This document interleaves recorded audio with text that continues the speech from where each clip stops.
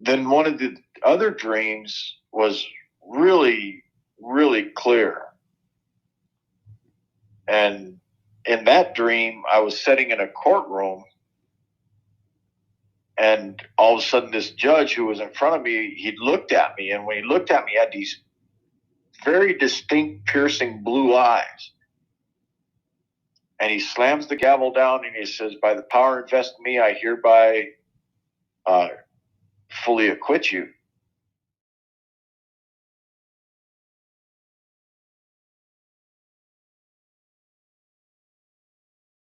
I didn't necessarily say, "Oh my gosh, here's the person from my dreams," but you can ask Jim McCluskey.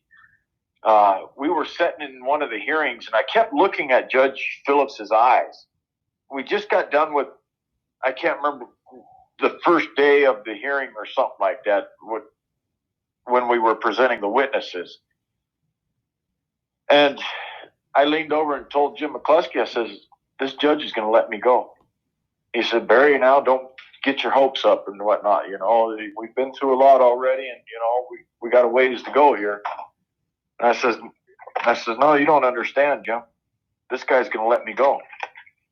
He just kind of looked at me, and you know, Jim McCluskey just kind of looked at me, but I knew I'd seen that before.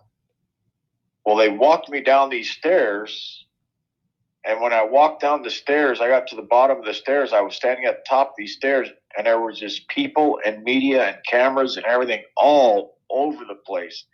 And that part of it I really couldn't understand or comprehend, you know, because at that point in time, I, you know, had no concept whatsoever of the magnitude of what God was going to do. But it was very clear, and I was standing there on top of those stairs, and I had a suit jacket over my hands, and my hands were kind of folded underneath the suit jacket. And right at the bottom of the stairs, in the middle of all these cameras, was my mom standing there. And I looked at her, and she was looking right at my hands as if I was still handcuffed. And I shook my head no, and I threw my hands up in the air. And there were no handcuffs on me.